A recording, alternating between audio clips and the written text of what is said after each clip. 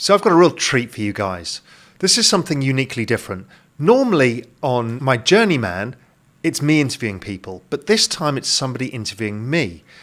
Good friend of mine, Robert Breedlove, who has the What is Money show podcast and YouTube channel, incredible thinker in the crypto space, reached out to me and said, listen, Raoul, I'd love to do a long-form interview, a really long-form interview about your kind of whole macro framework and picture. I'd never been able to do this before. I've done it in the crypto journey, but not my entire how I thought the world comes together, why we are where we are today, where we're all going, what really mattered, what are the parts of the journey that people don't really understand, why don't we have inflation when people think we should do, why is inflation different than we measure it, why we've got populism, all of these things, this whole journey of discovery that I've been on for 30 years is all in this interview. It's literally my entire brain dump. Robert does an expert job picking my brains and all of this, moving the conversation along. So enjoy this. You might need a glass of wine or two or a few coffees to get through it because it's pretty long, but I think you're going to love it. And look, do Robert the honor as well of going to his YouTube channel, the What is Money show, or his podcast. He's got some incredible interviews. 17-part interview with Michael Saylor is super interesting. It's the home of the deep dive. Really, really intelligent conversations. So anyway, thank you, Robert, for this. Thank you for allowing us to share it with the Real Vision audience, and enjoy.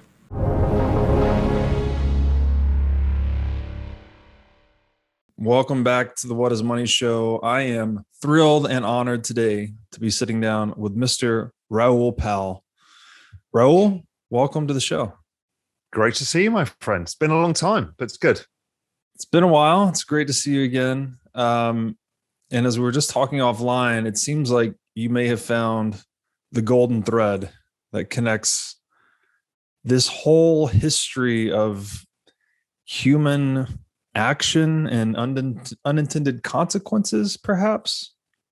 Yeah, and it's all about money, it's all about people, it's about society, it's about why did we get to where we are, where we're going.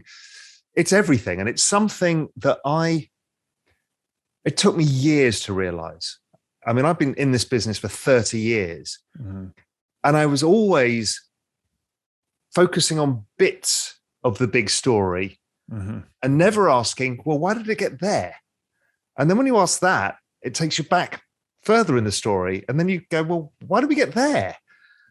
And then before you know it, this whole thing pans out and you're like, oh my God, you just don't realize the law of unintended consequences and how big they can be. Right.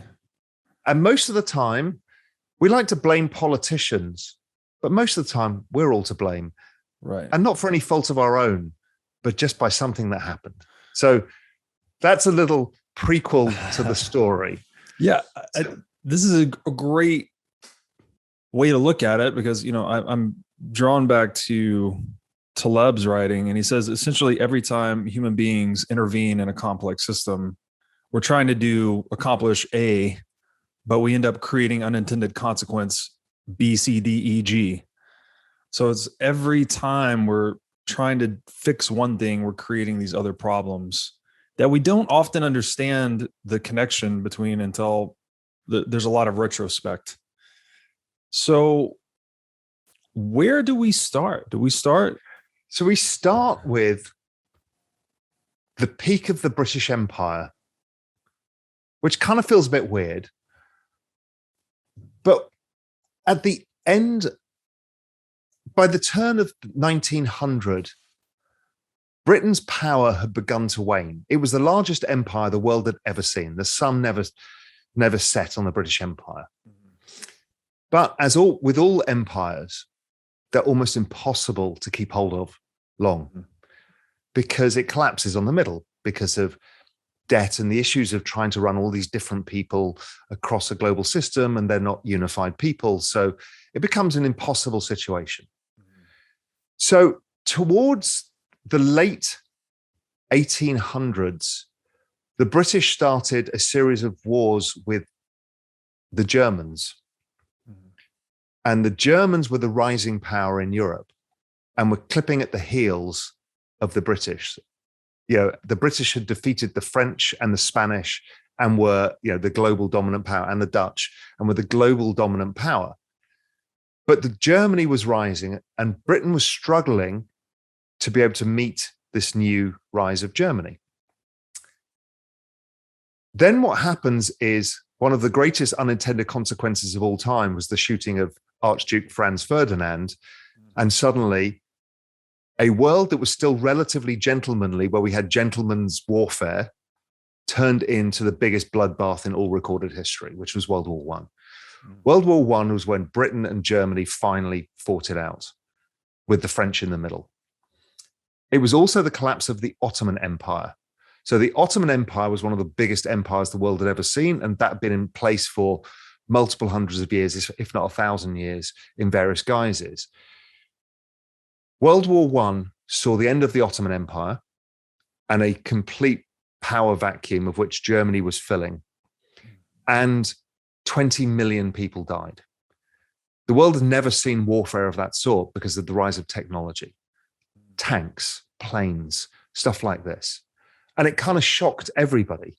Europe was used to kind of gentlemanly warfare where we'd fight on the battlefields and then have, drinks on the polo field, that kind of stuff. Mm-hmm. But that world had gone. The kind of innocence of that world had disappeared forever. Mm-hmm. So what happens after World War I was where it really all began. It began in something called the Treaty of Versailles. In France, all the nations, the UK, the US, who was the rising superpower, Germany and France, got around a table and negotiated the peace terms for World War I. In that was a war repatriation payment for Germany. And the British and the French, against the Americans' advice, was to impose a historically gigantic offset for the damage done to Europe. Because they were still trying to think in those terms of being a gentleman. You should be fined for what you did. I mean, Christ, right. 20 million people died. Yeah. So they reached this agreement, and in modern day money, it's kind of $500 billion.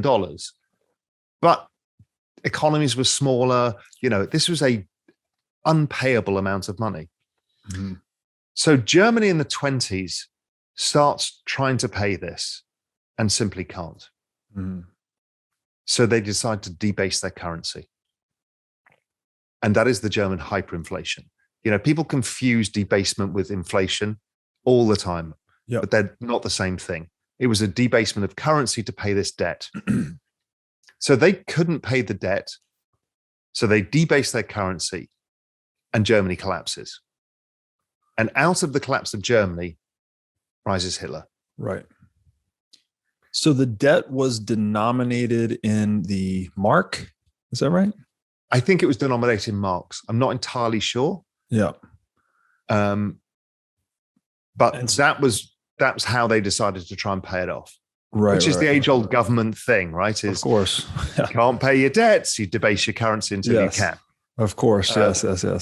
So so British Empire was dominant in the world.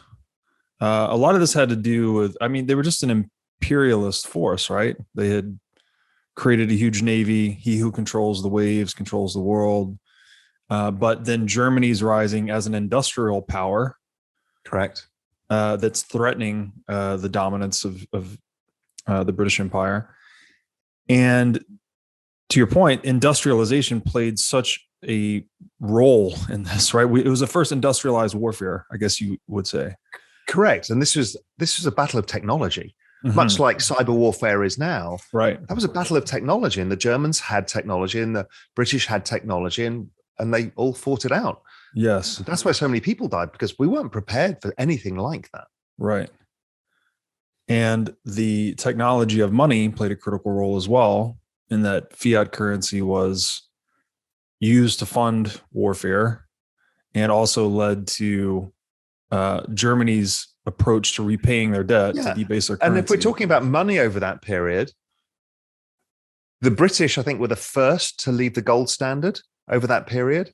The French left, the Americans left, pretty much every country in the world. I think it was like 80 odd countries, so many people defaulted because of the cost of war, right? And that's another typical thing that destroys currency is the cost of warfare. It's the most expensive thing governments ever spend on. It's one of the features of today and why we've got so much debt is the cost of wars that we fought that we could never pay the bills for. Right. So, all of the precedents are all there. So then what happens is World War II. And this is where the story really starts. So the collapse of the British Empire leads to World War I, which leads to the rise of Hitler, which leads to World War II. 70 million people die. I mean, it's unprecedented. It's 3.5 times the size of the number of people who died in World War I. And again, that was the shock that brought the next thing, which is the unexpected thing. Those things were kind of expected because, geopolitics, they trend in certain ways. Yes, there was unintended consequences of the shooting of Archduke Ferdinand for World War I, but the collapse of the British Empire leads to vacuums of power, much like when the US pulls out of the Middle East, it leaves a vacuum of power in the Middle East. And before you know it, you create warfare and eventually everything settles down once people figure out their new role in the region. So World War II finishes. And here's the bit where humans made a mistake. What do? They're euphoric. And they go and have sex. And they create the largest population boom the world has ever seen. And what happens in America is 78 million people were born in a 20-year period. The population grew by 40% in 20 years, and the global population grew by 30%. Wow. In 20 years. Can you imagine if the US opened its borders and the population was allowed to increase by 40% from immigration? What would that do, right? Okay. And everybody thought they were doing it rational because what had happened after World War II was the New Deal. And the New Deal was this fiscal stimulus, and this will become relevant when we get much later in the story, was this fiscal stimulus where they basically, again, imposed financial repression by capping the yield curve control, allowed inflation to run relatively hot. It wasn't super hot, but it was hotter than bond yields to lower the burden of debt. But then they fiscally stimulated in an unprecedented manner never seen before in world history. That stimulus and the Marshall Plan of rebuilding Germany and rebuilding Japan, that stimulus created the boom of the 1950s. And the 1950s and 1960s were probably the last golden age we ever saw, where real wages were rising. People's standard of living was going through the roof as the technology that got developed during warfare turned into consumer goods like washing machines and cars. Right. And everybody had access to it. Labor was still relatively inexpensive. So that's what part of where there was the politics of nostalgia. So typically on the on the right of the political spectrum, whether it's the UK or whether it's the US, they look back at the 1950s as the golden era. The golden era where life was simpler. Now, it was very different. Longevity of life was very different and all of those things. But there was this boom period because of the end of World War II, the rebuilding of global economies, things that can almost never be replayed, but may get replayed in the future because of things that are going on now. So that goes on. And the world also retools its entire global infrastructure and becomes globalized. So as opposed to being empire-based, it becomes this rules-based global order system. Right. So 1944 was Bretton Woods, which is the tying of all the currencies together to the gold standard pegged to the US dollar. 1946 was the United Nations. 1947 was the General Agreement on Tariffs and Trades. 1949 was NATO. 1957 was the EU. So these are the super infrastructure of the world that we've all grown up in. This is the centralized power of globalization. And that was put in place to avoid what had happened in the past. So go on. So we had the post-war tech and demographic boom. So a lot more people, and then to your point, a lot of the technology developed in wartime is now being converted for peacetime utility. So we had all the manufacturing as well. Right, all the manufacturing that's put in place. So there's this huge technology-led economic growth boom, effectively, with fiscal stimulus in massive size. Right. And then you have, so I guess Bretton Woods and these other agreements and arrangements you've described, does that all fall under kind of Pax Americana? Is that? It is kind of Pax Americana because America was instrumental in setting all of this rules-based global order system up. Right. You know, with the British and the other larger powers to say, look, we need a system in place that we can't go back to World War II. Yes. That we need a rules system of which global order can be kept. Right. So the at least ostensible purpose of this was to increase economic interdependence among the nations so that we didn't have World War III. Correct. And this was also the transition from the dominance of the English Empire or the British Empire to the rise of America as the dominant superpower. Exactly right. Yeah. And you know, America was the epicenter of that golden age. Mm-hmm. And all of this rules-based global order architecture was built around America and its globalized ambitions. So now you've gone from an empire organizing the complex adaptive society of the British organizing the complex adaptive society of empire to the Americans organizing the global complex adaptive society using this rules-based global order system. Mm-hmm. And because it's pretty non-threatening, yes, America had military might and exercised it firstly in the Suez, then in Korea, then in Vietnam, and ongoing as America's done, because it is the superpower and that's kind of its job, rightly or wrongly, or deemed to be its job.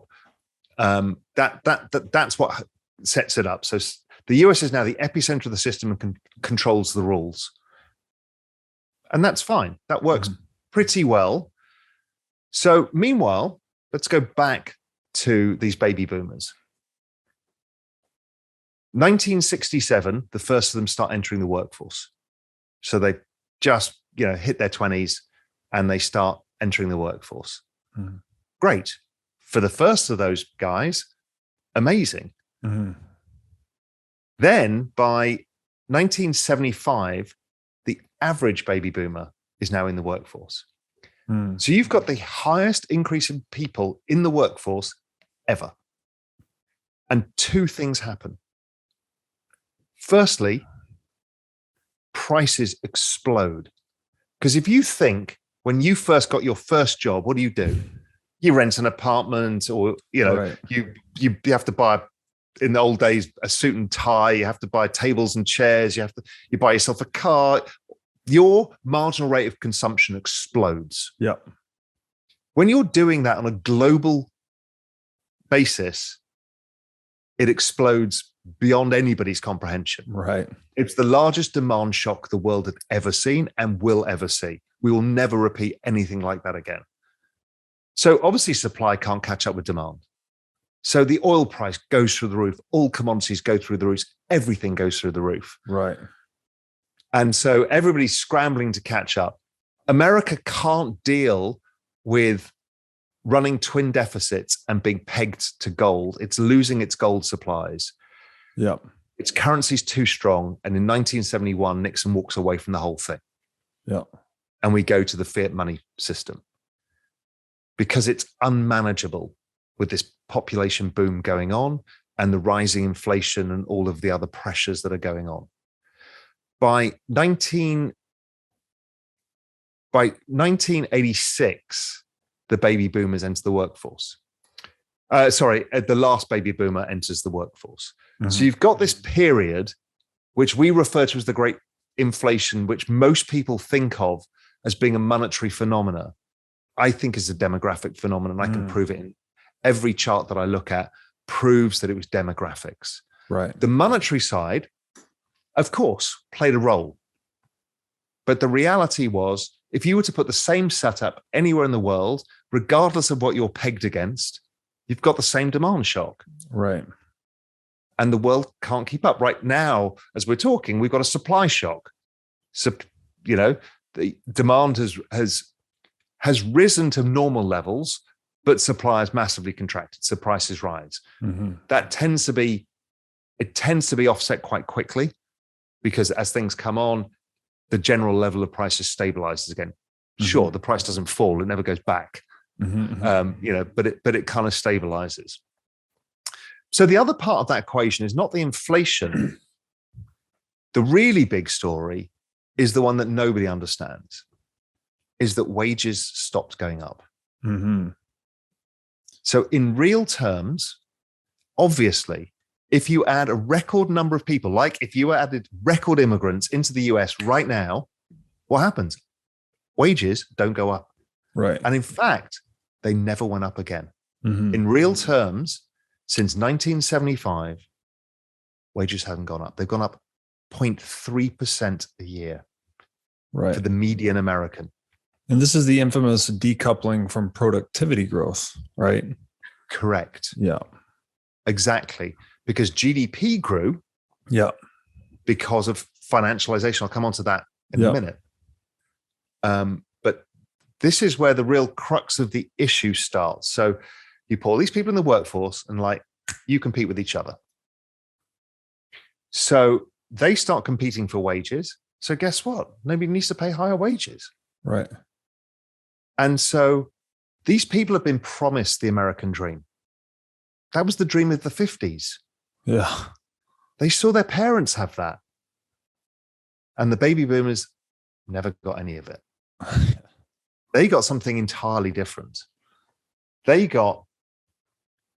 Suddenly, they got this weird world where fiat currency was being gradually debased, not like we have these days, but gradually debased by inflation, money supply issues, stuff like that.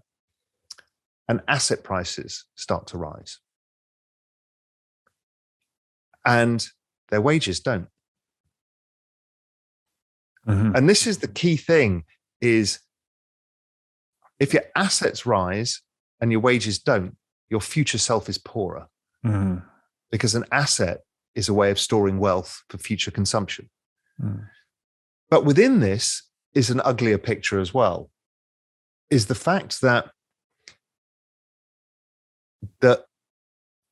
if you split the population down between with kind of percentiles, the lower percentiles saw zero increase in wages, complete zero. Mm-hmm. So, the worker working in flipping burgers, production, a factory worker, zero increase. Right. The median, as we said, the median worker saw about a 33% increase in real wages in 50 years, which is incredible compared to what happened to GDP and productivity. Right. This is from 70 to 2020, you're saying? 70, yes. Yeah, 70, 73, 74, something like that. Okay, today.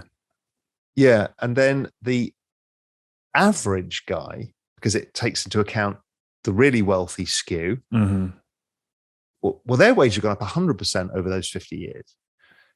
So you're already seeing that bifurcation in people. So then if you think of that, and we'll come on to a lot more about this in a bit, but if you think of politics now, right, you think of the left and the right and the extremes of left and right, mm-hmm. talking about not the middle ground, but the extremes of left and right are both really fucking angry mm-hmm. because they've been left behind. Right. And nobody knows why, so they blame it on politics. But the reality is it's people having too many kids. Right. So they are really angry because both those parties have this base of the poor, but in different parts of the country. And those guys' lives never improved. They were promised a dream that never happened. They live in the world's richest nation, and they never got any of it. Right. And then all they're bombarded with is the imagery of the beautiful rich getting richer. and how great America is. And they're like, well, what happened to us? Of course you're going to cause populism. Makes a ton of sense. So you're making the case here that, at least to some extent, the political polarization we are witnessing today is a reflection of this widening wealth disparity, this economic divergence. Without question. And that divergence itself, as you're saying, is driven largely by demographics, but there's also a significant monetary component here, which I'm sure you're going to go into. But I think this is an important thing for people to understand, is that politics is downstream of economics. Almost always. So it's not like you can go solve problems in Washington and fix this polarization. This polarization is symptomatic of a deeper economic divergence. Yeah, and we'll get into that towards the end when we're trying to figure out between the two of us, how can we solve some of this? Because it's going to require not doing things that we've done in the past. Things that feel crazy or wrong to us are going to have to be tried and tested, because we cannot simply keep flipping from, well, we're going to support people in certain ways on the left, or we're going to hope we can get rich people to trickle down their wealth to poor people. I mean, we've done the same fucking thing now for 40 years, and it doesn't work. Right? These people's wages have never gone up. Their standard of living has not gone up. Yes, it's gone up because their longevity. No, the median American's longevity of life has barely risen as well because of, diet and all of the issues that has come. But where it gets really ugly is, and this is where the money part comes in and a whole bunch of other stuff, globalization, is Reagan and Thatcher come along. And it was really Thatcher who drove a lot of this. She figured out something really clever, and it seemed a good idea, but it had unintended consequences, as everything does. Thatcher's idea was, in England, we had what's known as council houses, free housing for low-income families. They were, one of the benefits, like the National Health Service that came out of World War II, where we're like, we need to help people. Part of that big fiscal stimulus that came and the restructuring of the political landscape. So people were living in these houses for free, and Margaret Thatcher decides, okay, what makes a conservative voter in the UK? A conservative voter is generally a house owner because they are more tied to the economy. Right. So, and Labour voters, the left side of the spectrum in the UK, tend to prefer state support. Okay, fine. The same left-right divide we're talking about. So Margaret Thatcher does a piece of genius, political genius, and I'd have said economic genius initially, which was, we're going to sell them these houses at ridiculously underpriced rates. And we're going to free these people. And that was a great idea. And the Conservatives won a lot of votes, obviously, because you're giving away assets for nothing. Mm-hmm. And people who couldn't afford housing now can afford housing, and etc. It wasn't great quality housing, but it was an asset. But the issue is you turned all of these people into debtors. Mm-hmm. And they were creditors before because they didn't have access to debts because they had no assets. Mm-hmm. And now you've turned all of the poor people into debtors. And they've now become slaves. Reagan sees the same thing and realizes that credit is his solution. So there's a massive deregulation goes on in the credit markets. And the rise of Wall Street happens. So the world starts financializing at an unprecedented rate. Both Reagan and Thatcher start, and then others afterwards start freeing up the pension system as well and start driving things like 401ks. Mm-hmm. So now people can invest in the markets, but that has another counterbalance, which is stock prices go up and people can afford less of them with their hourly wages. Right. Property starts going up because people can now get access to debt. and nobody can afford anything. So everyone's on the hamster wheel now, running and running and running, and nobody can catch up. And their wages aren't going up. So what do? Well, humans generally are pretty rational, or they make rational choices that appear rational and then become irrational in due course. Humans are pretty good at that. Mm-hmm. So they start thinking, well, if I borrow money, I can make up the difference. My wages aren't going up, but the asset goes up, so I'll borrow a bit more. Yeah. And so I think I've got the numbers here. So if you look at the asset prices over this period, if you look at it per hour worked in terms of income, gold is now all-time highs. Equities, all-time highs. Well, your purchasing power is at all-time lows, basically, versus every asset except these variable assets like oil, where you can produce more of it. So what happens is this process is slow at first, but it starts accelerating as more people buy equities because of the pension system. It becomes harder to then make sizable investments. These start going up. They make it easier, create index funds. It creates more of a loop.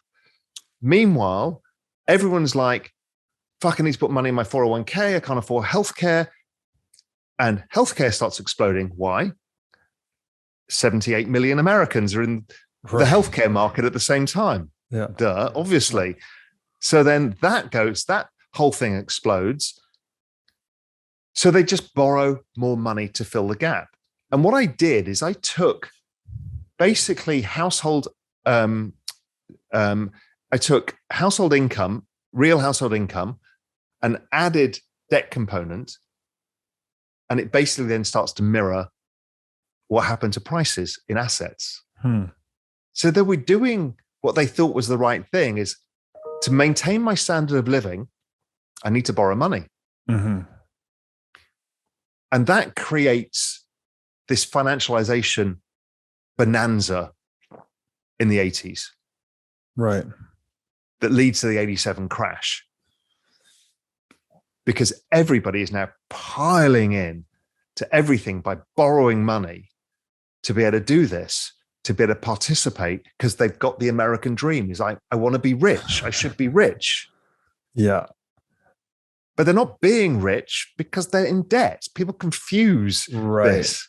Right. So in pursuit, I mean, basically the American dream was just a horizon that was receding faster than they could catch it. And so, and this is the root of fiat currency, right? Is that it incentivizes indebtedness. Clearly you want to borrow a money that's depreciating and put it in something that's appreciating and make up the difference. Very clear. What I had not seen before that I think is interesting is that you've tied in the electoral incentives related to politicians to this as well. And that they now are creating policies to get people into homes, to get them to vote conservative, I think you said. Is all of this, I mean, I assume a lot of this is unintended consequence, but it seems like government would not mind citizens being more in debt either, because then this would justify further future currency debasements or other policy interventions. I don't think they think in terms of currency debasement. They're not like the Roman emperor sitting there thinking.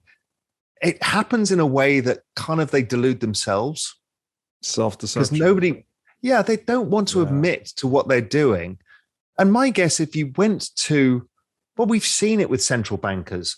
Like when Mervyn King was at the Bank of England, he would never accept any of this. And then when he left, he was on Real Vision talking about, I'm worried about what they do to money. Alan Greenspan was the same. They kind of see it. Right.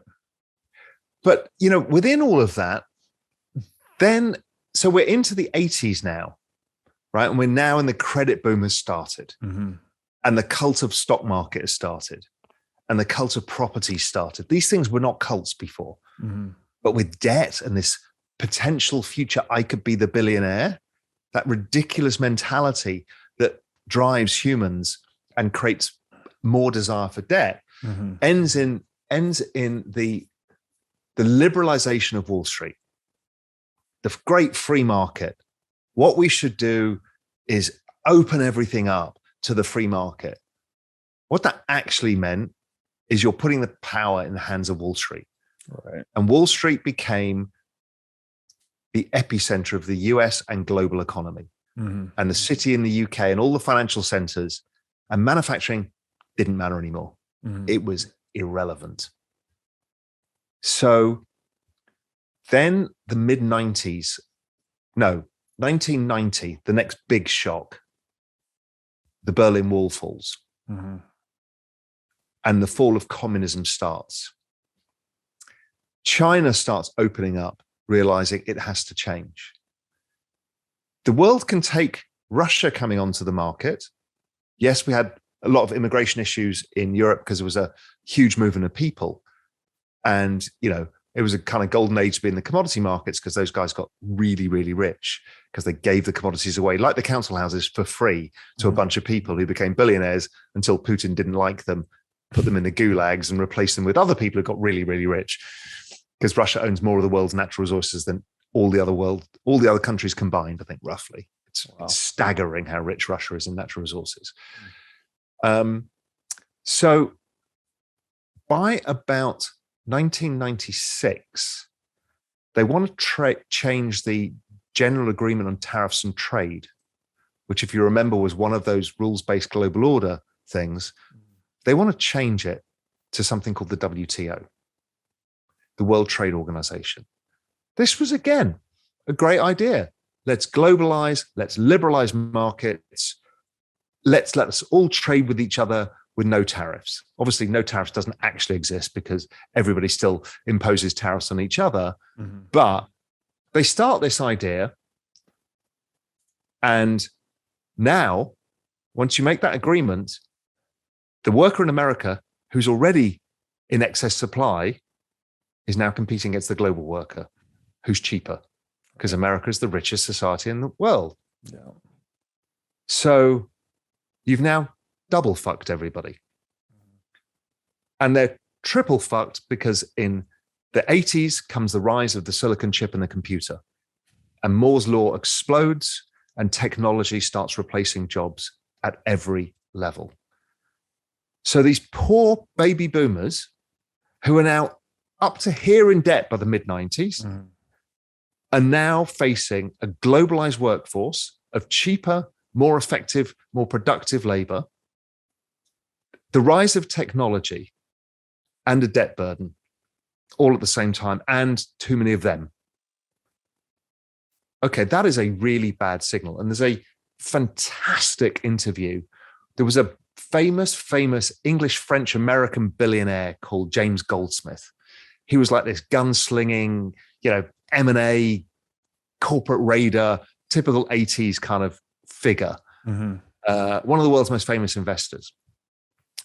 Now, he's a free market capitalist. And he comes on Charlie Rose in, I think, about 96 and said, we should not sign these free trade agreements. And all of the free market capitalists are in uproar. What do you mean? Why? This is ridiculous. We're going to pull all the emerging markets out of poverty, blah, blah, blah, blah, blah. This is going to be a great period of growth, which it was for many. He said, you have no understanding what you're about to do to your own populace. He said, you're creating an ability and all the incentives to offshore your entire manufacturing industry. Right. And what's going to happen is the rich are going to get super rich because they're going to have the lowest cost of wages in the world to manufacture goods that they sell to your population in the US and Europe. And your wages are never going up again. And this is going to lead to populism, and it's going to lead to massive societal disrupt. And you've broken the social contract. Do not do this. And they're like, but you're a free market capitalist. He says, this is not free markets. Mm-hmm. This is labor arbitrage, and you're creating perverse incentives. What you actually should do was say, if you're an American company, you can manufacture in China and sell to China. If you're a Chinese company, you can manufacture in America and sell to America free. but you cannot manufacture in Vietnam, China, India, and sell it to the US. Yes, the consumers will get lower prices in most of those goods, and that's proven to be true. In fact, everything he said is proven to be true. Right. It's a stunning interview. The guy's ultra intense. It's like it's amazing prophecy. And it stopped me in my tracks. I kind of completely was against the narrative of what people thought. And I was a big free trade guy, and stopped me in my tracks. Thought, yeah, we've really fucked this up, because everything he said was going to happen happened. I mean, everything. So that destroyed all of the middle of all of these countries. Interesting. So people, I mean, I guess one thing that comes to mind here is that we kind of get locked into a recency bias to some extent, where stocks are going up, real estate's going up, people are just going to keep taking on more leverage so long as, things keep progressing. But then too, that there's this unintended consequence, I suppose, where all of our industrial economy in the US at least gets eviscerated and pushed offshore by virtue of really being the global reserve currency, right? This is one of those negative aspects of the, quote unquote, exorbitant privilege. Hi, I'm Raoul Pal, the CEO and co-founder of Real Vision. The financial world is a complicated world right now. It's a really complicated macro picture, and there's a lot of risks. Real Vision and our YouTube channel help you navigate those risks. So subscribe now to the channel and never miss an update. There is simply too much going on. So subscribe now. Thank you. There's this dark side to the exorbitant privilege, which is, and perhaps this is related to Triffin's, they often call it dilemma, but it's actually a trilemma.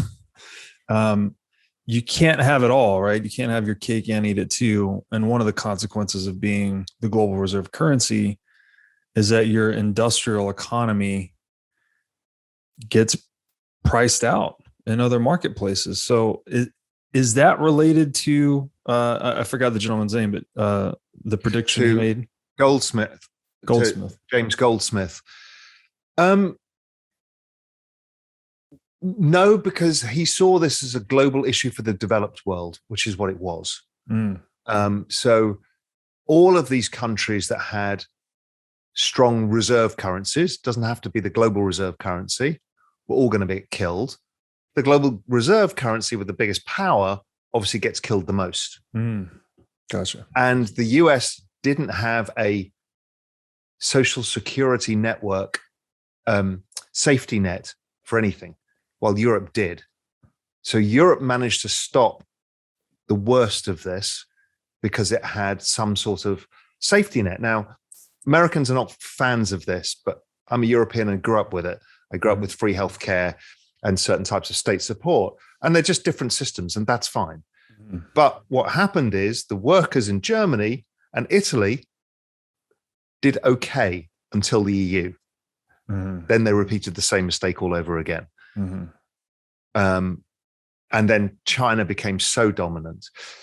So let's go back into the money system now. So what happens now is that wages are never going up again. So everybody keeps saying inflation's coming. Inflation is in the old terms of inflation of demand-driven CPI, never, ever coming back in our lifetimes. Right. And in fact, it's provable because you take the births deaths ratio and put it against CPI, it leads by 30 years. Exactly as I said. You hit your peak spending in your 30s, that's inflationary power, and it exactly follows it. And I'll share this chart and you'll be able to see it. But also what happens in 1987, Alan Greenspan did something that we haven't done before, which was as the stock market crashed, he hit the panic button and cut interest rates to stabilize the panic. The unintended consequences of that is it suddenly became a tool in the central banker's box. There was no recession in 1987. Maybe interest rates can stop the business cycle, because that's really what we want to do. And if we can stop the business cycle, then we can probably reach our employment mandate. And if we're lucky, we can reach our inflation mandate, because demographics mean it's actually pretty hard to generate inflation in that way. currency debasement, different type of inflation, not measured, right? As we all know. I'd just like to point out here, revisiting this point of self-deception, where you have the central bank thinking they've identified a policy tool to put an end to the business cycle that they themselves are creating. And that's going to come back again later on in our discussion. Yeah. So then the next big event is like the 90s. We have, a few crises here and there. We have a bond crisis, blah, blah, blah. But that's all okay until 1998. And 1998, we've now started building up gigantic leverage. But the leverage is in emerging markets. It's in the US, it's in the UK, it's in Europe, it's in Japan, but the emerging markets are taking on too much versus their income. So they start blowing up, first with Thailand, and then it keeps going around nation after nation. Stock markets in dollar terms start falling 90%, completely holing out the whole Asian tigers. The feature of the 80s and 90s was Taiwan, South Korea, Indonesia, all of these things, Malaysia, Hong Kong. They got decimated by too much leverage lent in dollars to nations that don't earn dollars. Right. This was which is the exorbitant privilege of being the US, is you own the currency. I was just typing up the question to ask you, what was the IMF and World Bank's role in these emerging market debt blowups? Well, first they encouraged the capital flows, and then they had to bail them all out. But in the ugly, disgusting world of geopolitics, that obviously plays into the advantage of the US. Right. Because you've now got them by the throat. Right. Slaves, once again. Yeah. And so what happens is those growth economies don't become the growth economies. Yes, they all do fine over time, but the South Korean stock market took 20 years before it hit a new time high. Taiwan took 20 years. I mean, it was a big deal. But in that, something close to home happens. We're starting to speculate in assets wildly, and the growth of the hedge fund industry's happened. Households are picking up leverage steam for the reasons we talked about, because asset prices keep going up, so they have to keep raising their leverage.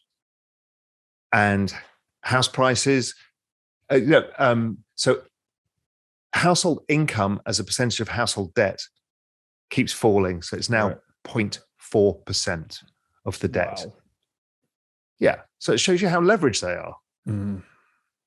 It's 25 times levered is a US household now.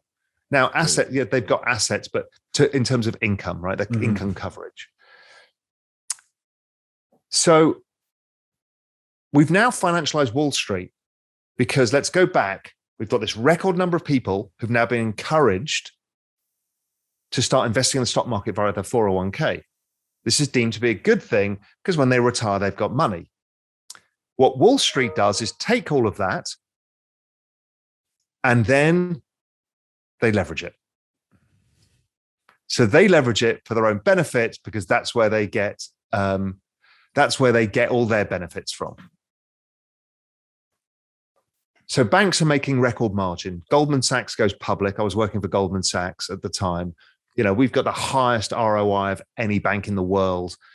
People are printing money. And the financial system is the center of the world. And then long-term capital management blows up. And I was at the absolute epicenter of that too. And I saw it firsthand. And I was involved in both them putting on their trades and then helping all the banks take off their trades to unwind that. But Greenspan cuts rates twice. In the Asian crisis, because of this, suddenly there's not enough dollars in the world, right? The world is now suddenly record short dollars. And they're like, shit, the dollar's exploding higher and nobody can pay their debts. And therefore there's less money at home. I mean, this is a big problem. George Soros actually writes a book about it called The Crisis of Global Capitalism that says this is going to spread to the core, meaning the developed countries. And everyone kind of poo-pooed it and said, no, it's an Asian thing. So Greenspan cuts rates twice. the world stabilizes, the banking system saved. Many of these European banks almost went under then. It was a big deal. And then the central banks have basically said, we've got your back. So now everyone goes, you did it to us in 87, and now you've done it for us now. Let's all go in. The safety net was established. And the largest stock market bubble in all recorded history begins. And nobody wants to invest in these emerging markets. So all the money gets sucked into the United States, basically. And that boom happens. So the boom in the United States stock market was unprecedented. So we then hit the bust of that. And many of us at the center of the financial system were thinking, is this going to be the end? Is this the one that blows up the debt bubble? And lo and behold, interest rates get cut. And it stabilizes and the system is saved. So it was an equity problem and not a debt problem. And so you've saved one side of the balance sheet. So the world recovers pretty quickly. But what happens then is these baby boomers lose faith in the stock market for a while, for a decade. So they think, how the hell are we going to retire? And so it starts again. And it's the property market. And the only way to buy it is with leverage. Right. But in the meantime, something ugly is going on, and it's the labor force participation rate. So that peaks a couple of years after all of the baby boomers are in the labor force. Also, adding to the baby boomers in the labor force, the double shock of the demographics was women came into the labor force too, in record numbers. Right. Why? Because the household, they had to, because the cost of all this stuff had gone up. So you had to put women in the workforce and pay nannies to look after your kids. It was a complete change. Now, I'm not saying it wasn't the right thing to do. Of course it was, but people were forced to, whether they wanted to or not. Right. So you had to have these double income households. Yeah, because of the indebtedness, right? Exactly, because the indebtedness and the rising asset prices. So your future self is getting poorer. So you're like, fuck. I need to catch up. We both need to get a job. We need to work 2 jobs.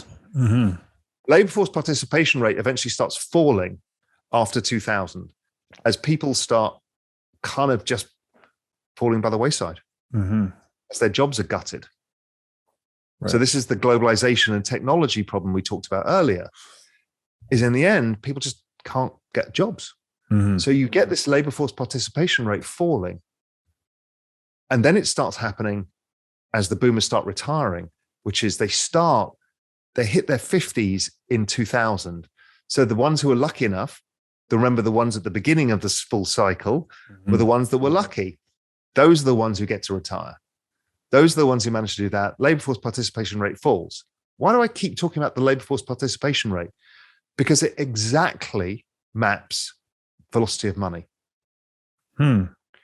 So velocity of money collapses because of demographics. Because the older the population get, the less the money circulates. Right. Yeah. You see your parents, how do they spend compared to you? It's very different. Right. And when you retire, you spend even less. I saw my dad go through retirement. Problem is you get a fixed pool of money and an undefined age that you're going to live to. Right. So the natural human behavior is to be cautious. So you collapse your spending, because the last thing you ever want to do is be 85 years old and destitute. Right? It's just normal human behavior. So aging populations always have lower growth. Fact. Yeah. And that is provable via the labor force participation rate or the births deaths rate. It's exactly mirrors it as you'd imagine. So CPI, velocity of money, GDP growth are all a function of demographics. But the other shocker is what happens next. So the next part of the story, and it's all interrelated, and it all comes back from that World War I and the collapse of empire, it all comes, is we've now hyper-financialized, and the weakest balance sheets in the world are the households. And behind that is the banks.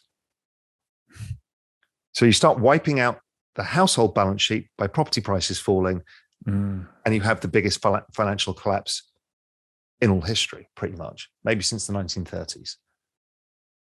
So that's the debt burden. So the central bankers know the trick now, right? We've learned this from 87 and 97 is cut. Rates go to zero. Oh, we need to do something else. We'll print money and call it quantitative easing.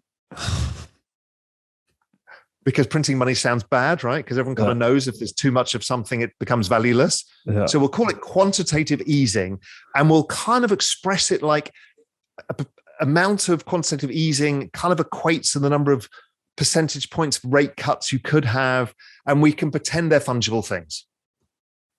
The sleight of hand, the magic sleight of hand. Okay. Why they do that is because in a debt crisis, you can't have the collateral go to zero. Right. That's why half of the banking system was going bust, because they were using mortgages as collateral. Right. So you need to stop that happening. So you have to bid the collateral. You have to bid the collateral. And what their idea was, and I don't believe they thought they were debasing the currency. They kind of thought it's not going to debase the currency. And nobody really noticed because they were looking at the wrong thing. Because everyone's looking at CPI. It's going to be inflation. Right. Never happened. Yeah. No, because it went in asset prices, because the denominator was falling in value every time they did it. You know, most assets have not got back to their prices versus the Fed balance sheet or M2, or however you want to measure it, because the denominator has fallen so much. They never get back there. Right. Some of them have, and we'll talk a bit about that in a bit. But so monetary printing becomes the new thing. So going back to the labor force participation rate, when you overlay labor force participation rate, you can actually forecast into the future because it's based on demographics. And I've been doing this for 7 or 8 years now, and it exactly shows you where the Fed balance sheet's going. Amazing. So 4 years ago, I was saying, well, it's going to go to 8 trillion in 2021. That's where we are. Just follows it. Because what the Fed are doing are papering in the cracks of the demographics. It's all demographics. Because the demographics is what built the debt to make up for the wages that were caused by the demographics. Right. And so it's all trying to offset an aging population. It's why Japan has the same, and Europe has the same, and Australia has the same, and Canada has the same. And Europe has, everybody has the same problem. And they're doing exactly the same thing, which is trying to rebalance the balance sheet of the overall economy by printing money to offset this issue. So let me ask a question. So the indebtedness is embedding this growth obligation effectively. So people need to work more or leverage or anything to produce more return. And then you're saying that the death birth ratio is presaging the central bank balance sheet by 8 to 10 years. I think labor force participation rate with the birth death rate as the future predictor gives it about, I think we can go out about 10 years, 20 years. Okay. So we know where CPI is going. We know where it's all going. Does it ever unwind though? Because I have a hard time seeing a world where the central bank balance sheet actually starts to decline. Well, we'll talk a bit about the future, but that's a great question. It's what I want to dig in with you about, because this is the unknown stuff we're going to get into in a bit. So now we've got this monetary printing, and it's offsetting the demographics. And, you know, you'll see all the charts, and people who are watching it will see. I mean, it's kind of spooky. And once you see it, you can't unsee it. And you realize, okay, I get this now. It's all the same thing. But out of 2008 comes the rise of asset prices and the collapse, and wages don't go up for the wages. Right. So now it's become even harder for anybody to catch up. And now they can't get access to credit either. Not for a long time, not for 7 or 8 years before people could start borrowing again because the banks wouldn't lend it to them. Because regulation said, well, the banks, you screwed up, so we're going to stop you lending. Right. Good thing, probably. But it meant that people get poorer, but the debt didn't make them richer anyway. So nobody's winning here. Nobody is winning. And then the monetary printing, without people realizing, people think at first, and I think most people still think today, that the money goes into the banks, it gets lent out, and assets go up because people buy assets. It's simply not true. If you look at the volume of the S&P, it hasn't risen. It's the fall in the denominator that is causing all of this to rise, i.e., the debasement is making you poorer. Yeah. And I've talked about this on Twitter, and people don't get it. They think I'm being ridiculous. But this is not, when I show those simple charts divided by the balance sheet, right, this is not some random chart. This is this whole thread that has got me to understand why this has happened. Yeah. And it took me a long time and bit by bit to build on this understanding. So just to explain that real quick. So you're saying when you denominate the S&P growth in growth of central bank balance sheet or gold, I think you basically see it's flat, right? Or everyone thinks. Well, so what's interesting, what got me to get to this point? So I understood all of this, and I understood the balance sheet was a function of demographics, and debt was a function of demographics. It was all part of the same picture. I and everybody else start shouting, it's an everything bubble. Mm-hmm. How does that work? If it's an everything bubble, why is nobody getting rich apart from the very rich who've got access to capital? I then start thinking, well, I lived through and worked through and invested through 2000, and that was a bubble because equities decoupled from gold, from real estate, from everything, right? And assets have a relative valuation, always have in history. So basically, gold versus real estate is a trade-off everybody will make at a certain point. If real estate is crazy expensive versus gold, at some point, the flow of capital goes the other way because it's an asset. So what's got the higher expected return in the future, right? It's very logical behavior. And equities work the same. They all have this long-term range. The only thing that doesn't, which catches everybody out, is industrial commodities and agricultural commodities. Why? Because technology. You can get more out of the ground. Right. Yeah. At cheaper prices, or you grow more bushels of wheat per hectare. So those things get cheaper. So CPI gets cheaper because of technology, computing power, all of this stuff, but the actual assets don't get cheaper. So I looked at all of these and like the S&P versus gold is kind of in line, nothing wild, like one standard deviation expensive for equities, nothing crazy. And real estate the same. So I'm like, what happens if it's something else? What happens if we're just looking at the wrong denominator? And then I thought, well, if the Fed balance sheet is a function of demographics, and it is putting the missing layer in, are they actually debasing the currency? And therefore, if we were to denominate it, basically to discount the dollar by the amount the Fed balance sheet's grown, right, would that show us the truth? And suddenly the charts became really bloody logical because everyone kind of feels like you didn't get richer. The average person definitely did not get richer after 2008. And when you look at it, the assets didn't perform in line with the balance sheet. So therefore, they didn't perform in line with the debasement. So the S&P basically just about made up since 2008, not over 2008. We lost that. It's never coming back. Well, it might do, but it'll take another 20 years. And, gold, real estate, none of these really recovered. They just basically follow the balance sheet. So then I thought I'd head check myself on that too, because, everyone was calling me an idiot for saying this. So then I took the UK property prices and divided it by the Bank of England balance sheet, flatline. German property prices, flatline. Swedish property prices, flatline. Canadian property prices, flatline. Australian property prices, flatline. I'm like, wow. Yes, this is it. this is debasement, and debasement makes it look deceptively like the value of the assets is going up. Right. It's not. It's the value of the denominator falling. There were two assets that significantly beat the balance sheet and is above 2008. And they're bloody obvious what they are. One is Bitcoin, and the other is the NASDAQ. Because technology and this network effects business model, the digital age, is relentless and destroying everything in its path. So all profits accrue. We get that. And that became amazing to me to realize what is now going on. So that 2008 is what gives rise, the final push off the edge of the cliff to populism everywhere.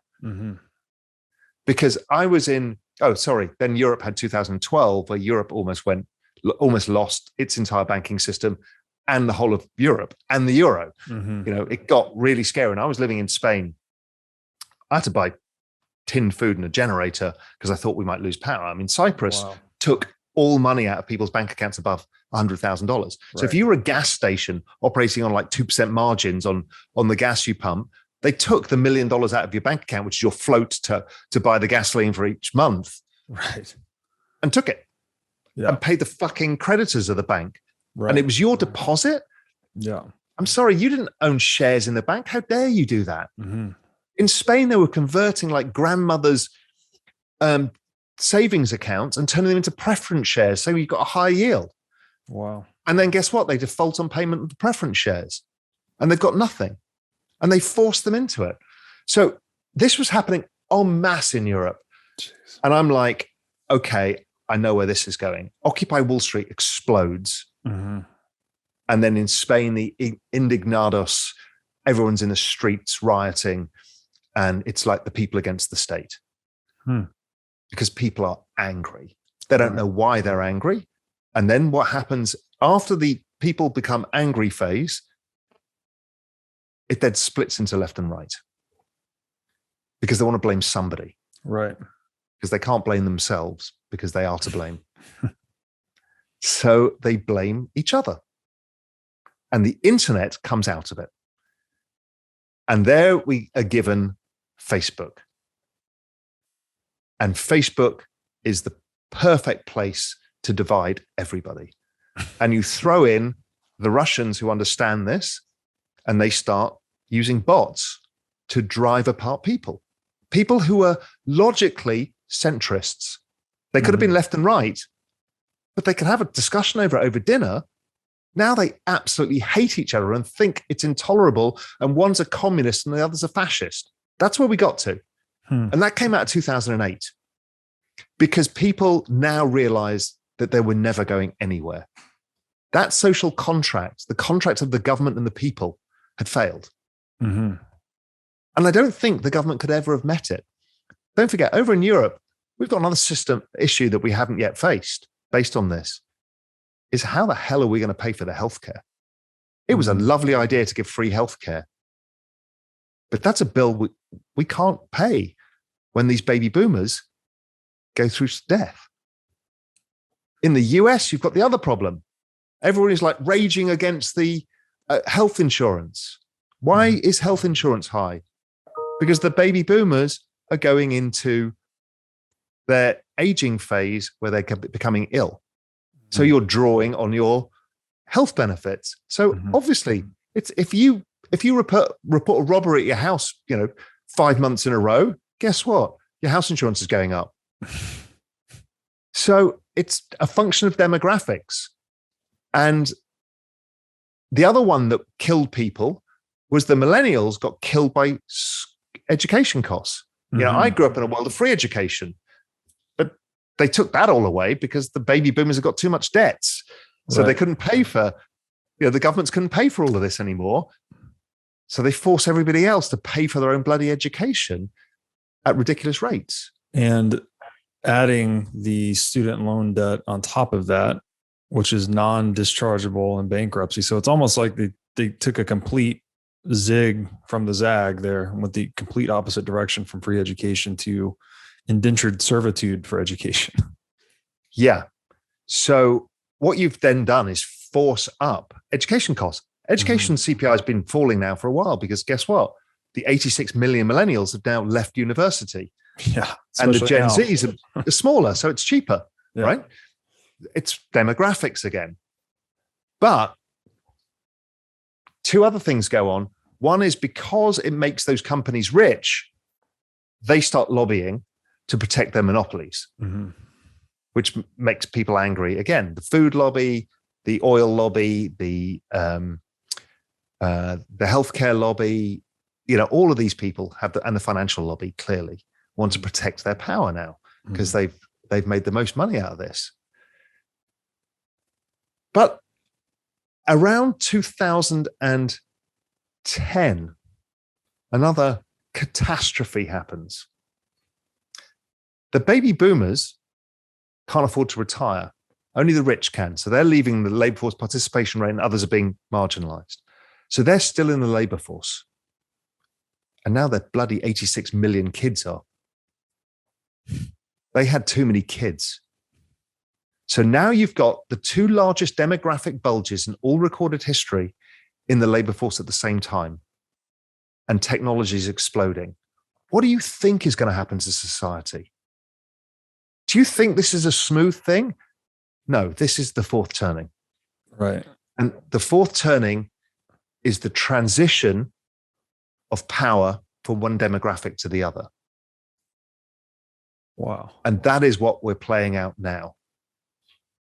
And that is going to be the destruction of the rules-based global order system and a rebuilding from scratch.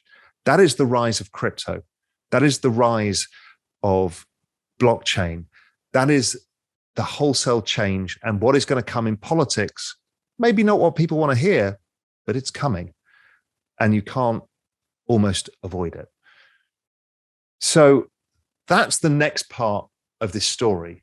But the whole story so far has kind of been built on this whole demographic boom that came out of World War I that led into World War II. And nobody realized this was coming. And everybody's kind of been rational in the process and become wildly irrational. And now we're at a state where we hit the pandemic. Now in the pandemic, remember, there's always a debt bubble somewhere. So after 2008, that was the end of the household debt bubble. We still have the student debt bubble because the millennials hadn't left. Yeah. So that's going on. But what we get is the new one, which is the corporate debt bubble. So corporate debt explodes because they do access the credit because it's easy for them to get. And so you end up with a bunch of companies that are basically zombies like General Electric and AT&T that are ridiculously in debt, but they can continue to pay the debt because interest payments are almost nothing. Right. So you do that and you ignite a corporate debt bubble. So we go into the pandemic and the Fed figure this out very fast. They're like, we cannot, if we've got a government debt bubble, a household debt bubble, and a corporate debt bubble, and a financial debt bubble, nothing in collateral can go down. If it goes down too long for the mark to market, we're all done. This is the game we're now in. So there can be no default. We've left the world of supply and demand economics and moved into a world driven predominantly by central bank policy, is what you're saying. Well, yeah. And what they're doing is the rational thing. Yeah. Is if we don't do this, everything's gone and everybody's out of a job and all wealth is destroyed and the pension system destroyed. Everything is gone. Yeah. It's gone too far. It went too far in the 80s. Right. So we can't look back now and change this. Whatever we want to be, however Austrian we want to be, it can't happen because everything is gone. Ultimate rock in a hard place. Right. That's right. Either what they end up doing is deflate, or they just continue down this path towards crack up boom or some other social upheaval. Yep. And they could have probably got away with it as late as 97, 98 at the Asian crisis, but they didn't. And I don't understand why then. They should have let whatever banks over levered lending to emerging markets get into trouble, merge, let the free market take care of it. That was probably the last unforced error where they didn't have to do it. The others were kind of logical because everything had got too far. So we go into the pandemic, the market collapses, the world stops, and the Fed and the government cross a Rubicon, which is they shake hands and say, okay, we're out of bullets. It has to be fiscal stimulus. And we will stop anybody defaulting. So the government said, and we will stop households defaulting. So the government underwrote every household balance sheet, renters, anybody, nobody's going to default, nothing. We'll give you money, you cannot default. And it's because it's a pandemic, it's not your fault, whatever. But the point being is you couldn't allow it. The Fed crossed the Rubicon, bought corporate bonds. That wasn't to put money into the system. That's because if they had gone bust, it's all over. Right. Because that's the collateral for the system as well. So it's like, this is a horror story, but it worked. World saved. Yep. Short. Now, right, we're talking about the self-deception, right? Yeah. And we come back to it. So now, Janet and Jay look at each other and they're like, kind of worked, right? 2-month recession, whole world shut down, asset prices record highs, high five. Until you divide it by the Fed balance sheet, and none of it went up. Yeah. Virtually none of it went up. And so they're now, because we've learned this, incentivized even further to do more. Because it works optically. Right. Nobody understands, as we've talked about, why they're getting poorer. Yeah. Because they see everybody else getting rich. They think they're stupid. There's something that they're making mistakes, something's wrong, or politics, or whatever, right? Yeah. So now the money element of this is becoming the larger driver, where nobody can get onto that ladder of making their money. And the time is ticking for these boomers to be able to retire. The household balance sheets look great because because that was the other big thing. We couldn't let the pension system go bust. Right. Because then we break a promise to all of these 76 million boomers. Yeah. So they basically delivered this to the boomers and screwed the millennials. It's incredible. The thing, what's jumping out to me here is the utter destruction of feedback loops. So we're debasing and easing the currency supply. This is destroying entrepreneurial feedback loops in terms of price signals. But then you're making the point that even Jay and Janet themselves are emboldened in their own action. They think what they did was effective and worked, so they are more likely to take similar and even more extreme actions next time. So there's this total divergence between economic reality and perception, driven by debasement of the money. Yeah, exactly. So the other thing that happened is basically everybody's capped bond yields. Even if we have a period of inflation, bonds are not going up in yield because they will do what they did in the 1940s, which is cap them, yield curve control, which is another way of financial repression, this is what this is all a story of, right? It's financial repression used to pay the issues caused by the population boom. So financial repression is trying to run inflation hotter than bond yields for an extended period of time because you deflate your debt away. So bond yields are never going up. So they're pinned around zero, between zero and, or call it negative 1% and up 2%, because negative interest rates are another part of this whole financial repression equation, right? Yeah. And it's all about the same thing. Nothing is out of whack with that. So that whole financial repression has left bond yields flat. There's no return to be had. It's basically like cash, right? So you You might as well just hold it in a bank account. But that gets eroded by the debasement of the currency. So that doesn't really work. The other thing that's happened, if people notice, is there's been a lot of people screaming the dollar's going to collapse and the dollar's going to rally. And what's happened is the dollar, defined by the DXY, the dollar index, has traded sideways for 7 years. Currency volatility is gone because every central bank is doing the same thing. It's not a story of the United States. This is a story of every developed country on earth. So all of their currencies are in line with each other because all the way, the old world of looking at relative currencies, that's basically nothing. So you don't have a currency market that operates. You don't have a bond market that operates. You don't have a credit market that operates. So what you've created is free capital, and that's created a technology boom. Great, except that's going to destroy the jobs of these millennials. And there's nothing you can do about it. And so it is a big, big mess. And it's been in the making for 100 years almost. Well, almost exactly 100 years. That's the issue with these demographic things. Because you can never turn them. You can't change it. You cannot change the fact that China's population is now shrinking. You just can't change it. So China's trend rate of GDP is going to collapse. And they're going to be stuck with this massively indebted society and a smaller population. And Japan has the same. Japan has household savings, at least. China's got debts up to its eyeballs. So we're all in this boat together. And the answer,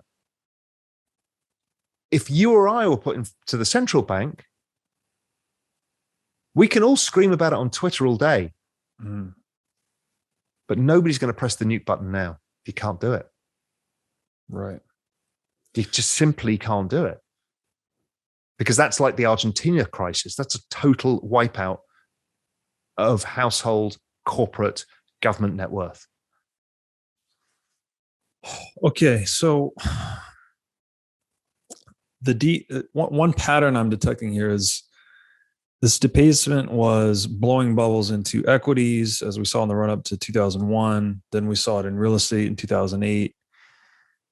Where we are today, it looks like they're just directing this into government bonds. Aren't we blowing a bubble into U.S. Treasuries? No, I don't believe so, because as we mentioned, demographics defines CPI and GDP growth. Bonds are basically GDP plus inflation, long-term inflation. So what bonds are telling you is GDP plus inflation is going to average out over the next 10 years at 1.7%. Sounds about right to me. Call it, 75 basis points inflation, 75 basis points GDP growth. That'll be in line with Japan. Whichever the mix is going to be, because you can't, demographics is the truth. Right. Doesn't check. You can't change that. You can't change any of this. So once you've got this, we need to figure out what we can do. So what I've explained is, I think bonds are actually rational, because of these demographic factors. And I think they're rational around the world. They look like they're manipulated. They can't spike in these cyclical phases, but the secular phase, they continue. But what I've actually laid out for you is my entire macro framework, the framework I've been building for 30 years. And it was only in this last recession that I realized that one part of my framework was wrong, which was that I thought the insolvency could happen. I thought that the pension system, the equity market could fall, and that would be the phase as the boomers sold out, that it would bring the equity market lower. There is a possibility you're going to get periods of sideways, as people sell and there's no central bank excess printing going on. So you get these sluggish periods, but it's almost impossible to allow the asset side of the balance sheet fall. Right. They would basically annihilate the currency through debasement before they would let that happen, is what you're saying. What other choice do you have? Right. In the current construct. Mm-hmm. The choice they have made is interesting, and we'll come on to that, which is fiscal stimulus. And that could work. It worked in the 1940s and 50s, based on very similar debt types, but not as big, but the high debt burdens. Give it a 20-year period, stimulate the economy, run up government debt, but the economy stimulated enough because of the baby boomers to rise GDP growth enough that the debt became much less in percentage of GDP terms. That trick's not going to come again now. Right. But fiscal does help, or where it's going does help. Fiscal is a blunt tool, much like monetary policy, because it kind of sprays to everybody. Mm-hmm. But what we're getting is something different, which is going to be behavioral incentives driven by fiscal policy using central bank digital currency rails, programmable money. And we'll come on to that in a bit as well. But if you go back then, so 2008, another, era defining thing happens, which is the Satoshi white paper, right? That's all a function of this. It's all a function of the same thing. And I think this whole thing ends with a whimper and not a bang. If it was going to end with a bang, it would have done it last year. If there was no intervention by government, it was the end of everything. But it didn't happen that way. So they've got the trick that they know is debasement, hides the reality. So what's interesting is people have started to figure this out.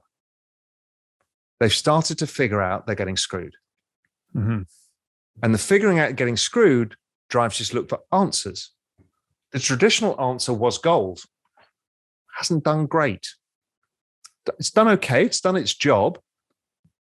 But the problem is the millennials can't generate wealth. If gold defends your wealth, right, there's nothing to defend. Nothing to defend. Yeah. So it becomes incredibly difficult to generate wealth. Bitcoin comes along, it changes the equation. It takes a long time for people to see it, but these things, this adoption takes a while. But people realize, okay, here is a construct, a technological construct that has ubiquitous global scarcity. And therefore, if we all perceive it to have value, then it shall be so. And so the migration begins. And I think of it as a migration to this parallel financial system that's being built in front of your eyes. The rise of DeFi was the other huge thing that happened. People haven't got their heads around what this means yet, but it is gigantic because basically people don't trust financial intermediaries any longer. Again, they want to blame somebody, so blame the banks. It wasn't the bank's fault. They just did the rational thing. This is rational again, too, right? If you can get a financial product of any kind with less counterparty risk that renders the same services, of course, you're going to opt for that. Of course. Yeah. Of course. And, that was the first thing. And I saw it very fast when I saw Bitcoin 2012. After Europe, I realized, okay, yeah, I get this totally. This is the future of everything, because I'd learned some shocking things in 2012. I went around the world to try and start the world's safest bank. And at the time, my idea was it should hold all deposits in treasury bonds of whichever country it was going to be. And they would be default risk free, pretty much so, and I tried to do it, but it's very hard to start a bank. And, I had some kind of pretty wealthy people, well-regarded people with me on that journey. It was just too hard. And then somebody showed me Bitcoin, and I thought, okay, this is interesting. And then I was at somebody's ranch. I won't name them. And we had a meeting with the DTCC, who clear and custody all US securities, right? The New York Fed. I'd read a book, I can't remember what it's called, about the European side of the equation in 2008. And Euroclear is the European equivalent of DTCC. Mm-hmm. When Lehman went under, everyone stopped paying into Euroclear. So this is the clearing and settlement of all bonds, equities, everything. Mm-hmm. Because nobody knew what collateral there was. Then 2012 comes. So what happens is over that period, the ECB lends Euroclear $50 billion on the day Lehman goes under. Mm-hmm. And what was shocking in the book is, as collateral, they took the bank's positions. At Euroclear level, they're not segregated with customer and house positions. Mm-hmm. So basically, had it got worse, had AIG gone under, which was a AAA credit, the whole system would have taken a haircut, and we wouldn't have known. So what we think is segregated and safe is actually not segregated and safe. Right. So then when Europe almost went under, we almost lost a sovereign state. That is the collateral of the system. That is the bottom of the pile. That is everything.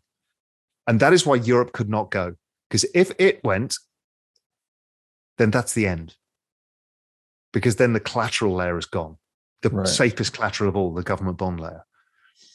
So then I'm in this room with the DTCC and the New York Fed. And I say to the DTCC, I'm like, no, I said to the Fed first. I said, so let's say the DTCC has a huge default and JP Morgan defaults. Yeah, there's a problem, goes under.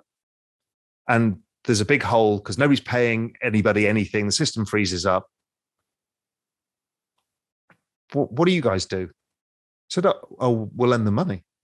They can't go under. Great. DTCC, at that level, what do you pledge as collateral? And they said the same thing that the ECB did. And I said, is there a segregation at your level between customer and house? No. I'm like, okay, so nobody's safe. So the point being, what Bitcoin saw to me was that blockchain allowed the secure recorded ownership of everything, where it was traceable to who owns what. Right. And that was the problem that we had, is nobody knows who the hell owns what in an over-leveraged financial system. So these are the DTCC and Euroclear. They're effectively the property layers of these financial systems, where instead of holding your own stock certificate or bond that would be presumably a bearer asset redeemable to the issuer, these systems hold all property rights and all stock certificates, all bonds, everything. But they're not segregating them, mapping them to specific owners. So they are until it's the DTCC themselves who are on the hook.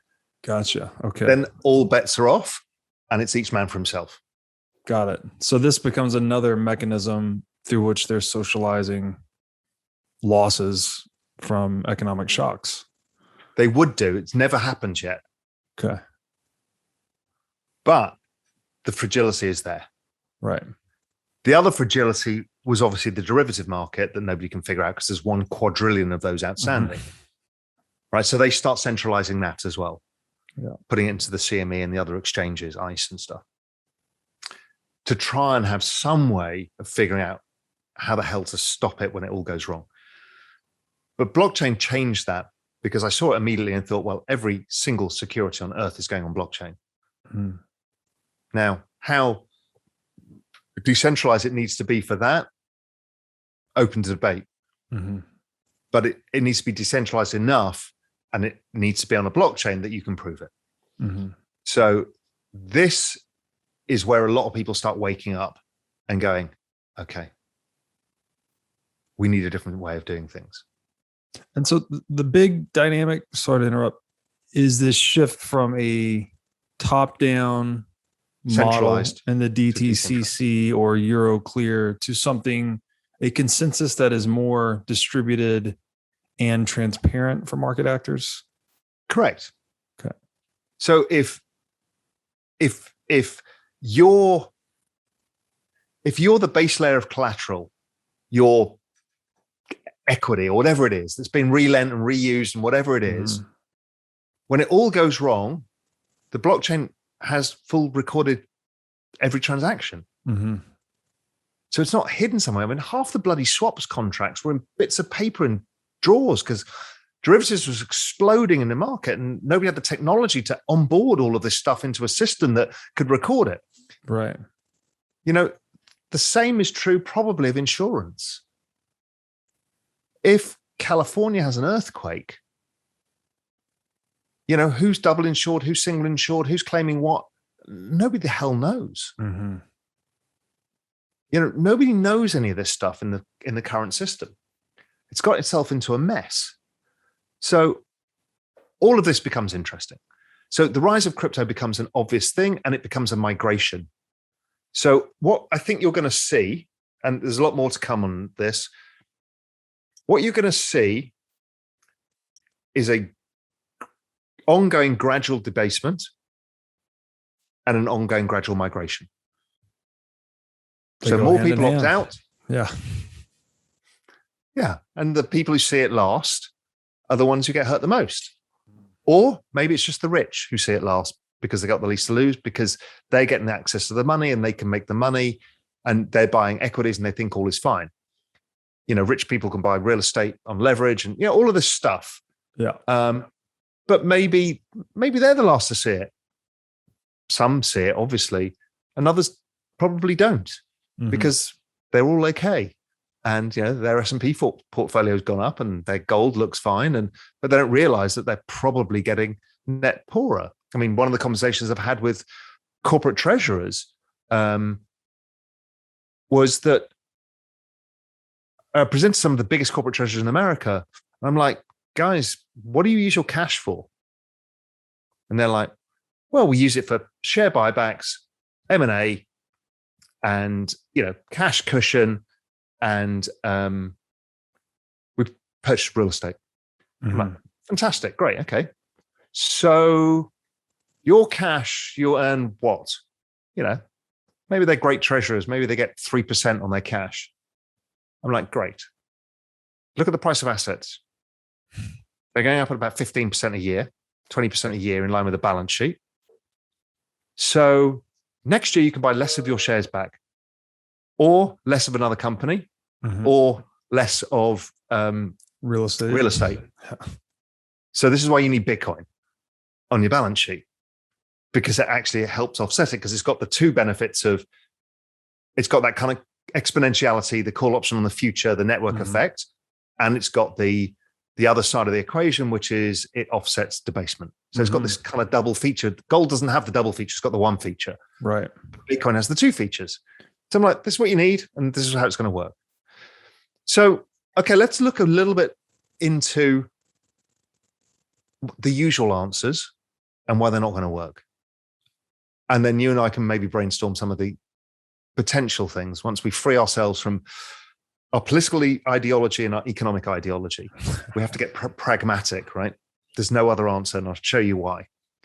So the answer from the right is trickle-down economics and tax cuts on corporations. Right. That has never worked. Right. Just does not work. And it's proven time and time again that it does not work. Raising taxes on the rich. That's the left's great argument.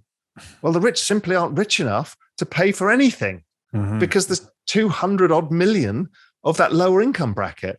So how is this going to help? Yes, I understand rich people don't pay their fair share of taxes in certain respects because there's more loopholes available. Fine. But generally, this is not going to answer your question. This is not going to solve the world's problems. It's not going to pay off the government debt. The other one is, Well, cut interest rates. That's the usual answer. Well, we kind of know that doesn't work, right? Yeah. And that makes the rich richer. The people with access to the capital have more capital and more leverageability, and they make more money, and everybody else gets screwed. Then there's deficit spending, the fiscal stimulus. Fiscal stimulus does put money in the hands of poorer people, but you debase the currency. Right. So their assets go up and they don't get anywhere. It's okay if you do it for living improvements like healthcare, because that's probably a net benefit. You probably don't mind being slightly poorer in the future, but healthier. That's a trade-off. That's an okay trade-off. You may want to take it, you may not want to take it. It's up to the individual. The Austrian approach is let it all fucking burn. Well, it's way too late. Yeah. You know, everybody's an Austrian economist until it happens to you. And I'm a business cycle guy. I get it. Yeah. But we lost that train left the station in 1997. Yeah. Well, I would argue that a lot of these, all roads lead back to this Austrian worldview, though. Because so we've got wealth redistribution. If you tax the rich, you're going to incentivize the rich to hold their assets in something that's untouchable, right? That road leads to Bitcoin. Trickle-down economics, more debasement. That road leads to Bitcoin. Cut rates, more debasement. That road leads to Bitcoin. Or you can have this deficit spending, fiscal stimulus, also creates debasement, which leads to Bitcoin. So I have a very hard time seeing how this doesn't end in a more Austrian world.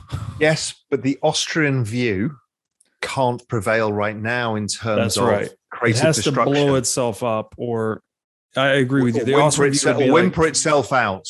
Yes. Instead of step back and let it burn, this thing is going to gas its own fire until there's nothing left of Bitcoin. It's gonna play out. Yeah.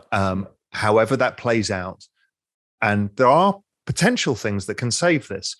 The other approach is extending the working age even further to push out the payments of pensions and the offset the demographics. It doesn't help.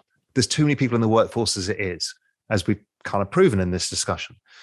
So those are the normal ways of doing it. Yeah, and I ask you a question here. Is there an incentive embedded in all this for population reduction? Of course there is. Why do you think the population is reducing? Everywhere. Americans had the smallest, and here is the self-balancing mechanism of humanity. Because what is about to happen is the exponential age, where technology takes over everything. Every lower income job, every middle income job, and half the high end jobs. And this is the problem we have to solve. And so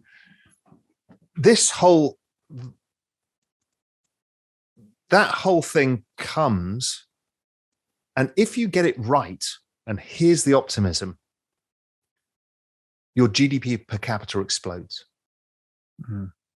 Because the population shrinks. So millennials are not having kids in the same numbers, and nor will Gen Z. And we've seen it in Japan, we've seen it in Europe, every Asian country, same. So all of the I think we'll probably peak at about 9.5 billion people, 10 billion people globally. And then we're probably likely to decline for however long, a few hundred years, whatever it may be.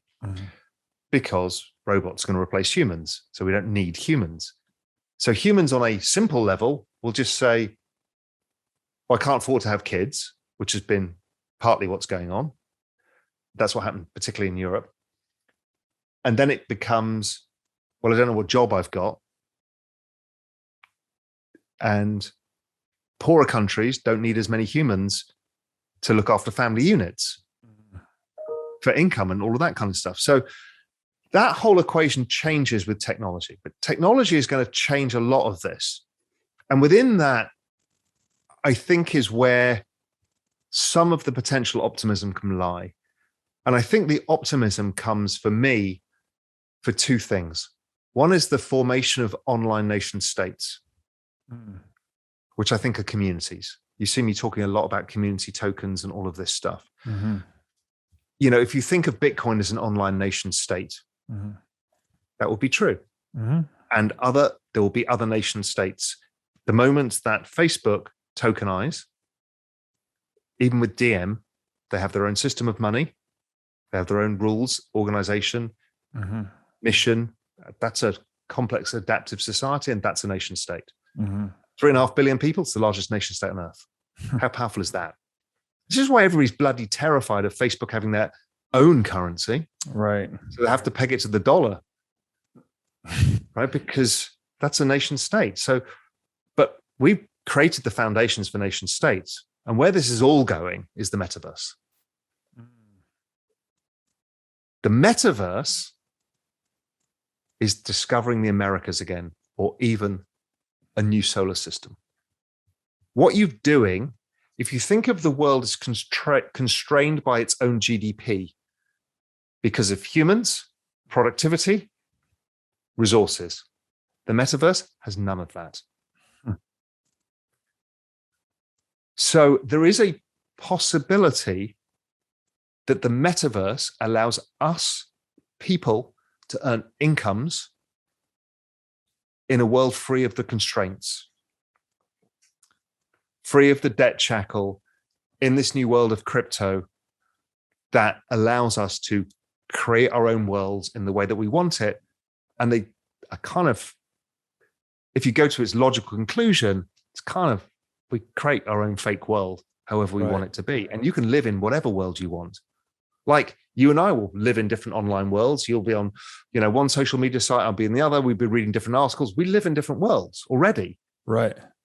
Our worlds overlap quite a lot, but we live in different worlds. Yeah. But sooner or later, I can be in a room with different people. Right. And they can be all around the world. And they can all be all like-minded, which creates all this splits and a realignment of what states are. And this whole thing of this fourth turning is we're going to a very, very different world, much like the post-British Empire world was very different to that world. Right. Raoul, here you're speaking to my soul, actually, because ever since I started playing massive online multiplayer games when I was 13, it was 20, 25 years ago. I was 11. I had this deep intuition that this was going to be where the world was going. It's like there were just so many factors that could be economized in the digital world that you can't do in the real world. There's a lot of advantages. And now that we see tech becoming increasingly immersive too, like right now we're still talking through a screen, you and I'm looking at a laptop, we're but this, don't forget, if we'd done this 2 years ago, we'd have done it in studio together. Right, exactly. We've already transitioned to this is normal. Yes. So there's been this accelerant on the use of digital technology, but now the immersiveness of digital technology is also growing in tandem. So my long-standing thesis for the world is that the real world is becoming a video game. And so to hear you say that everything's headed into the metaverse, that resonates with me very loudly. So the question you and I need to think about is, okay, a full immersive metaverse experience is 15, 20 years away. Now, the metaverse is not one place. It's not one thing. Right. I think of it as like this digital fluidity where we can move around, we do our things. Yeah. We live in the real world, in this digital world, augmented reality, virtual reality. That's all coming. We know that.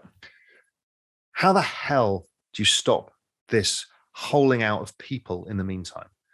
And this is the story now of, I think, and this is really contentious, I think the central bank digital currencies are going to give governments an opportunity to fiscally stimulate in a way that's more fair. Because I think they can therefore put money in the right people. We have to go towards a UBI world, whether we like it or not, until we can replace that income by metaverse and other income. We're seeing it. People are earning money in Axie Infinity. There's stuff going on. Yeah. We're just not there yet. How do we get through this next 15 years, right? That's what I'm really worried about. This next 15, 20 years is about as hard as it comes. Mm-hmm. We're going to have deflationary forces on a gigantic scale. Jobs are going to be replaced. We've got debasement of currency going on. We've got the battle of getting crypto mainstream that governments don't over-regulate it. And, all of the things we've got, we've got 20 years of a battle here. Yeah. And Bitcoin too, the more it's succeeding in this process, the more pressure is being put on governments to debase further, right? They're losing reservation demand for fiat currency by people seeking out alternative stores of value. So that creates even more inflationary pressure and more economic dispossession. Well, because if we all take our money out of the system, which is the collateral of the system, there's no money in the system, right? Exactly. And there's no velocity of money in the old system. It's all in the new system. And we're seeing the velocity of money in the new system by the rise of NFTs, right? Yeah. That's pure velocity of money going on. Right. Right. That's a vibrant economy where people would speculate, take risks, do stuff because it's, people are spending money, selling things, buying things. Fine. In the regular world, it's not the same. We've got the velocity of money that's falling because of this demographic and the debt and all of the other stuff. So I do think that you don't have a choice but to change how you stimulate. Because let's assume, as you and I have, that debasement is accepted. That is the only answer they've got, and it's going to keep going, right? So how do you stop the people revolting? Right. You have to give them money or opportunity. Redirecting the flow of the Cantillon effect or the redistributive quality of debasement away from asset owners and towards the working class. Capital to wages. It's capital to labor. That has to happen. Right. Right. And this is why the progressive left is going to be hard to beat. Because regardless of your political affiliation or your economic affiliation, it's populism. You've got 86 million millennials who are pissed at what's happened, and they tend to be more progressive in their attitude. Right. And they want the rights that their parents got, which is the rights of the American dream. The baby boomers never got it in the end. They kind of destroyed it all. Yeah. But so they are going to force, by voting power, progressive policies. And again, whether anybody likes it or not, because the nostalgia of the 1950s, of the current structure of the right, doesn't play to the young. Right. The 1950s is like talking about the 1920s boom time to you and I. It means nothing. Something we see in films or read in a book, like The Great Gatsby. Yeah. It doesn't mean anything. While the baby boomers, they were in their teens. It was Elvis Presley and rock and roll and the Beatles, and they want to go back to that. Of course they do. Everybody wants to go back to their teens, right? So I think that is likely to come, and I think that's the big fourth turning change that happens, that everybody shifts left. Let me ask you a question about this. So the metaverse, if this emerges in the way that you're describing, becomes something that's much more, let's call it mainstream, I guess, isn't this also simultaneously awakening people from the illusion of the nation state to a large extent? Because you're moving into this alternative reality that has its own money, has its own rules, has its own system. And then you start to look at the system you inhabit in the physical world in a very different way as a result. Whereas right now, it seems like people are largely blind to this. It's kind of hidden in plain sight. Do you think that's going to contribute to changes in perceptions, attitudes, the way we organize ourselves? I think it's a layer on top of the nation state. The nation state ends up being your foundation layer, and you can move. And you'll be less nervous of moving because that passport doesn't mean everything in the end. So I don't just think we'll think about it very differently. We'll think of, and you could see it forming online, particularly around crypto and NFTs and these communities, is people are forming communities of people. Right? Whatever that end state ends up being, irrelevant. The point being is this is where it's going, and fast. And I think you're right. How will people think about nation state? Can nation states survive in this? Right. Is Facebook the nation state? Right. Will Epic Games be the nation state? Are nation states distributed? Are they? I don't know, but it's fascinating and how are nation states when robots or the kind of, you're heading towards a singularity, obviously, in all of this. Yeah. What is a nation state? He holds the power? I don't know. And there's a dystopian version of this, and there's a utopian version of this. Yeah. And humans will probably walk the middle line, as we always do. Yeah. And we'll flip between one and the other. But it's this period of the 20 years that I'm worried about. But the sooner we all start migrating, which you and I did a while ago, the easier it becomes to see that the emperor's got no clothing. The easier it is to realize, stop waiting for the big bang, understand what the game is. The game is not what you want it to be. The game is what it is. And you have to play the game you're given. Well, too many people spend so long angry that the game is not being played as they want it to be. Right. Nobody cares.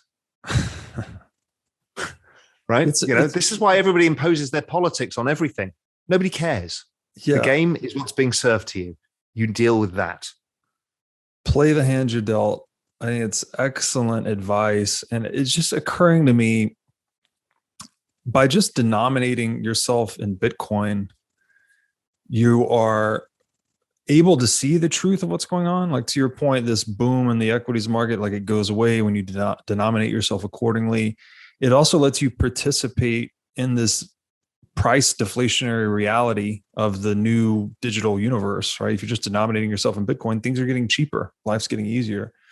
So it's funny to me, like, it really does seem like we've diverged from truth significantly with all these economic machinations. And now the digital world is just kind of throwing water over it. And it's like revealing truth again. Yeah, I think that's right. I'm not sure what a deflationary world does to other aspects of being a human. Mm-hmm. Because it almost stops all spending. Mm-hmm. Because your money becomes the saving, the asset now. Right. If your money is the asset, then you don't buy anything. You invest, maybe, right? So it'd be a trade-off from consumption to investment. Why invest if your money goes up? You don't do anything. Velocity of money could go to zero if you're not careful. That's the only thing I can't get my head around, is how do you stop velocity of money going to zero? Which is what happened in Japan. Yeah. So I guess the general theory in Bitcoin, at least, is that if it reaches a maturity, it's only appreciating whatever your number, 2-3% a year in tandem with global GDP or equivalent. And so you would want to invest to outperform that. Yeah. The problem is between here and there. Oh yeah. From here to there, it probably goes to zero and Bitcoin eats everything. And that's actually quite problematic. Because right now, as I keep saying, is why would I invest outside of crypto? I cannot see anything that's going to give me that rate of return. So my money's not coming back into the financial system. Yes, I have a few lifestyle things that I do. Yeah. Do up your house and buy a new car and stuff like that. Yeah. But on balance, I'm not even investing in the regular economy. Yeah. Nobody's getting my money. But that's interesting. Nobody's thinking that through. Right. What happens to all this capital that's sloshing around for, startups and everything else? Well, the exponential age does mean that there is a chance that stuff performs extraordinarily. All of these technologies, from genetic sciences to AI to space to all of this stuff, they're all network effect businesses, and they're all gigantic. So there is a chance that you can still continue to earn supernormal profits that will at times compete with Bitcoin and will exceed it at certain points in time, and that's great. Mm-hmm. That drives innovation, but you're going to starve the capital to anywhere else, which is why the central bank keeps printing money, because somebody needs to provide capital to General Electric and AT&T. Right. It's incredible. You have this collision of the vicious cycles surrounding central banking with a virtuous cycle of something like Bitcoin. That's right. The other thing that I'm thinking through, because I don't know any of the answers, and I'm also trying to free myself of my opinion and think about what is most likely, which is why, the shift in politics and central bank digital currencies and how stimulus works and all of that, because that's the trick that they've learned. And I spoke to the Monetary Authority of Singapore 2 days ago, just interviewed somebody. Programmable money, they're all going to do it. And it will get used nefariously and it'll get used for good, and we'll see. And it depends whether democracies hold up enough to keep power in check or not. Again, we don't know. Humans have the history of one way or the other, and swinging wildly. So we will see. The other thing I'm particularly interested in is owning our own identity online. So digital identity, I think, is going to become important because we're about to move into this metaverse world. And right now, we're being exploited, right, as almost farm workers were exploited in the past, by the use of our identity to generate revenues for monopolies. And I think that needs to be shared. And I think that's a great way of generating a capitalist version of universal basic income. Yeah, it makes all the sense in the world, right? Your digital footprint generates revenue for you. Correct. And sure, share it with the company because they give you the opportunity, but you share it. Right. And then, okay, now we've done this. And the other thing, I talk a lot about is tokenization of communities. That allows you to invest in culture and earn different forms of income. All of this, I think, is some of the solutions that are going to help people, because digging stuff out of the ground, making stuff, including food and experiences, is all going to be digitized. The other thing that I'm trying to get my head around is also within my macro framework is everything digital goes to zero in cost of production. And that's going to be electric. And that's going to be electricity as well. Yeah. Oh, electricity. It's going to go to zero. That's what's going on. That is what the EV revolution, the green revolution is, green energy revolution. Technology is going to drive the cost of energy to zero. What does that mean for the world? Well, clearly it powers the metaverse. But what productivity does that unleash? That's a hell of a shock. I mean, that is... Because if you remember, oil has been roughly the same versus wages, blah, blah, inflation adjusted terms forever. Yeah. It got a bit cheaper in recent years because of fracking, because that was technology, blah, blah, blah. But electricity is going to go to zero, however you generate it in the end. That's a shock, a positive shock to the world, of which I can't get my head around. I mean, that's global prosperity like we've never seen before, right? Because energy is fundamental to everything else. If you've got free energy, everyone's filthy rich. Yeah. And you've got a smaller population. Wow. So by the time the baby boomers die off in the next 20 years, US population starts shrinking, as Europe's is, Japan's is, China's is, etc. So electricity costs go to zero over the next 30 years, let's say. And you've got less population. And your GDP per capita has probably gone up because the robots are doing the work. If you can share some of that with the population and not to just give it all to Elon Musk or whoever, builds out these things. That's the problem here is, do you create super, super ridiculous wealth? How do you make sure that it's not even labor anymore, how people as humans can participate in an economy? Right. Your cost of living may go close to zero, but I still don't know, if you've got Bitcoin and your cost of living, electricity collapses, cost of production collapses, great. So the cost of goods keeps falling. It's very deflationary. So that's all good. But the problem is, if somebody owns all the robots, they have all the power and all of the money. So that equation still has to be solved somewhere in this, because the free market ain't going to solve it. It's going to solve it the wrong way. It's going to solve it with total accumulation of wealth. So that's the utopian dystopian dial here. Is the more decentralized this transition is, the better it is from an equality. I want to say equality. That word is so loaded. From a more fair outcome standpoint versus all of this wealth and power being accumulated into the hands of whoever provides the tech. Yeah, but how do you stop that? Yeah, I don't know. These are the hard problems, right? Because the technology is coming and nothing can stop it. Mm-hmm. Capital is now free and it's not going up. The cost of electricity is going to collapse and it's not ever going up again. Yeah, sure, it goes up because of the price of oil and the supply shocks, but over time, we know what's happening. So somebody's going to get immensely rich. Now, we can all invest in the exponential age. We can all have crypto with this things we can do, but I can't get my head around where the power goes here. I get it in the metaverse. If we get Tim Sweeney's world, it's a nicely distributed, place where everybody has a share of it. Yeah. If it's Zuckerberg's world, and there will be many of these worlds, well, Facebook has the power. Yeah. But who owns the AI and the robots? This is what nobody's figuring out. Because if they've replaced all mankind's productivity, how do humans get money? Well, we've figured they can earn it on the metaverse, but don't forget, AI works in the metaverse too. Right. So there's going to be an arms race there. It's a tough old place for humans.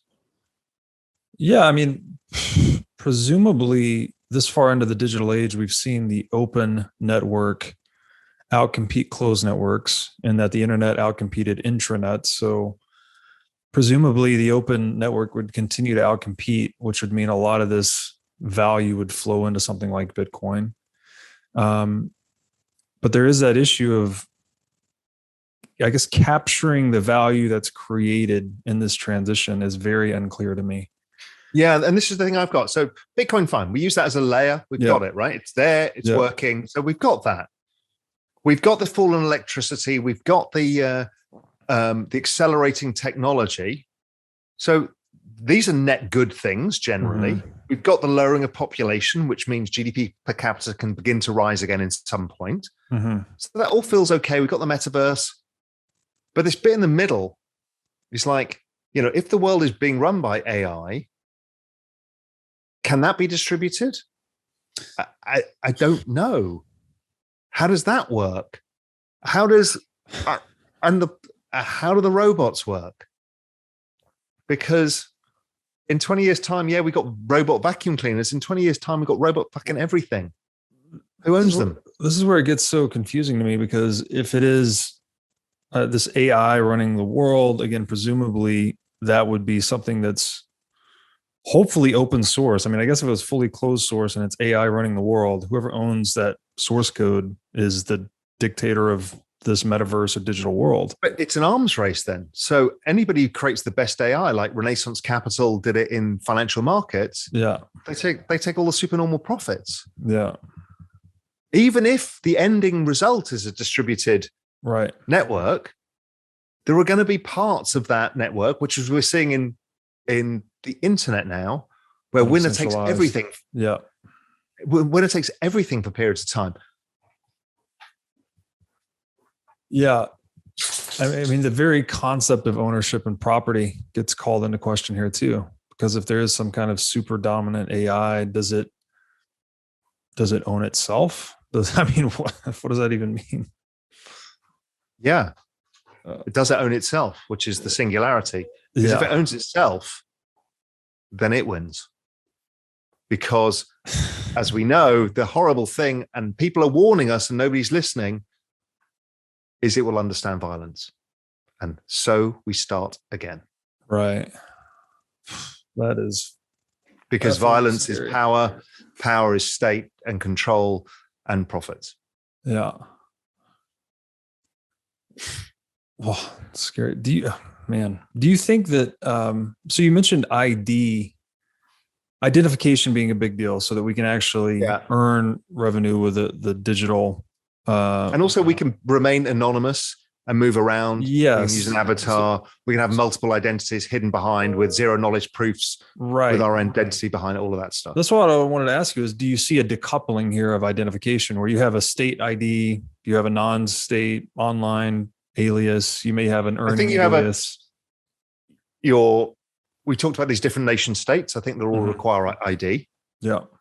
Now, whether your state ID is the verifier or not, irrelevant. Right. Because with zero knowledge proofs, you don't need to show it to anybody. Right. So I can exist in 3 parts of the metaverse with different personas. I can be a man, a woman, I can be an animal. And nobody needs to know. But when you come to me and say, are you real? Can I trust you with something? You can prove it. Yeah. I can prove it. Without showing. That's incredible. I mean, this is going to have such profound impact on, I mean, the even idea of identity, nationalism, it's going to change us so much. Yeah. And this, again, just plays so well into that fourth turning. That book just kind of changed my life. Yeah. I must have read it 8 times. Wow. The last few chapters. Because it's like, it was written in 96, God damn it. Yeah. And demographics is the future. And there it's all laid out and why, and it's playing out almost exactly. Wow. I got to read this book. You've not read it? No, I've read The Sovereign Individual a few times, and I've heard The Fourth Turning is the other must read, but I've also heard that there's some overlap there. So, and I've not read The Sovereign Individual, which is a must do, but The Fourth Turning is amazing, and it explains what it doesn't explain. Well, it explains what's going on, but it also makes you fear it less. Because you kind of accept, okay, we've got a societal change underway. So let's look at the future. And if we get the future right, we can invest in it, make money from it, and we can not fear it. A lot of what you see online is fear of change, the anger. Yeah. Right? People are angry with each other. People are angry at Cathie Woods. Yeah. Why? How can you be angry with Cathie Wood? Why? Because she is somebody who's suggesting change, and people don't want it. People hate Elon Musk. Why? Yeah, he's got kind of dodgy accounting and all that stuff, but basically, it's because we're going behind the 1950s idea of your Ford Mustang V8. Right. And it's a world of something different, and we fear it. Why the energy, the fear of green energy, and it's all fear of change, all of it. Right. Why do half the people hate Bitcoin? It's irrational. It's fear of change, fear of technology. Absolutely. Fear of technology, because we're going through the largest technological advance in all human history at the fastest pace we've ever seen. Right. And it's only going to accelerate as we go through this exponential age. So that is going to shake society's foundations to its core. And, we don't know how that's going to play out necessarily, but it's going to get ugly for a while because people just fear all of this stuff. Yeah. So these are cases of people shooting the messengers effectively, right? They're saying, this is happening. Here's how I'm going to invest around it and build for it. But this reinforces for me the importance of open-mindedness and humility at this point in history too, because clearly you've laid out a very in-depth look at how we got to here. But when we turn the lens and look forward, both you and I are like, this could go. I don't know. The possibility spectrum has just exploded. Yeah, and it can be terrible. It can be amazing. Yes. We have no idea how this plays out. Generally, what I've learned is humans tend to go from one to the other, but we end up usually in the middle path. But what that middle path is, when we've got such a massive change, robots, AI, people can live to 150 years old. What the fuck does that all mean? That's an interesting one too. We didn't mention that, but the idea of life expectancy doubling or something like that. Yeah, well, if you read David Sinclair's book, Lifespan, I don't know if you've read it yet, it's unbelievable. So he's probably the leading age genetic scientist in the world. He's at Harvard, runs one of the teams at Harvard, wrote the book about it. And he's basically, from their work, age is a disease and it's solvable. Wow. So he just thinks humans have a much longer lifespan than anybody realizes. So I think we're going to see an exponential. What his view is yet another exponential, this one in human life. Also, that means that you're less likely to have kids, again, for the same reason. Yeah. And then what happens to demographics then? I mean, don't know. I don't know. How do they earn money? I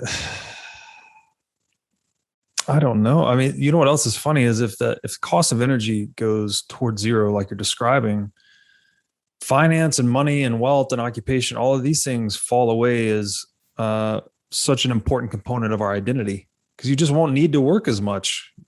Like in that world of near zero energy, you're working a couple hours a week to make ends meet. So then, this is another thing that many people actually in Silicon Valley are thinking through, because they saw this years ago. None of us believed it. Mm-hmm. They're like, humans are going to have a purpose. Because right now our purpose is our work. Right. And we're going to be deprived of work. So what the hell are you going to do for people? We don't know. That's not been solved. It's a lot to digest. It is. It is. And it's all a function of demographics. Wow. Because demographics drove down the cost of capital, which accelerated the pace of innovation. Right. So we've caused the seeds of our own demise, or accelerated it. Right. Because our demographics lowered the cost of capital. It's an unbelievable story. To the point where innovation now has the potential to fundamentally change the nature of demographics through all of these things we're describing. It's incredible. And the nature of humanity. Yes. And society. And nation states. Everything. Wow. Because it's already changing money. Yeah. If we can change money, it's going to change nation states, humanity, society, demographics, everything. Yeah. No, that's a great way to look at it too, is I've used the analogy of money being the base layer operating system. So if you swap out, the kernel of your computer or whatever, it changes everything above it. And that's what's happening, right? We're swapping out money, and then all of these other applications and protocols that we're accustomed to, like nation states, institutions, they're all being revisited, I guess, in terms of how they're structured. And people are braver because they can see in a distributed network, they can change things that they couldn't change in a democratic-based society. It's fascinating, right? Yeah. So even more we're operating as a hive mind. Yeah, more democratic than democracy. Correct. Yeah. Absolutely correct. Wow. And that's the rise of DAOs as business models. They're more democratic than democracy itself. Yeah. Because there is no leader. Right. Now, does that work in the end? I don't know. But we're going to try it, because that's where the world is going. And we're going to give that whole game a look. Yeah. And humans being humans, we'll screw everything up again, and we'll have to rebuild everything all over again. But, that's probably another 100 years' time. Yes. I'm reminded of that quote. Humans have Paleolithic emotions, medieval institutions, and godlike technology. So that's why we're so damn confused. That's dead right. And I think the most profound thing I ever heard, and I'm still finding it more profound every time I look at it again, is Mark Andreessen, "Software is eating the world." Oh, yeah. Yeah. That essay and just that phraseology, none of us realized. Right. None of us how big that statement was. Yeah. Because we're just, as we know, eating money with technology. And now look at what we're talking about. We're going to change everything. And that software completely changed everything. Because once you built the computational power, the software on top was the ability to use that power. Yes. Yeah. It's a brilliant point. I think, to echo what you said earlier, I think we're only, March 2020 really seemed to be the inflection point. Like we thought digital technology had changed the world a lot up until that point, but I think now we're really at the beginning of this acceleration phase. And so if 2008 was the beginning of the acceleration phase for the digitization of money, we need new money, right? Yeah. 2020 is like we need a new world. Mm-hmm. That's how big an event I think it will be. You don't have a global pandemic of that magnitude with that much of an economic shock and it not change things for decades. Right. We just can't see it yet. Oh. Yeah, it has to change everything. It's just the effects have been too pronounced in every dimension of human life, you know? Exactly. In every way, whichever way it's affected you, it has accelerated everything.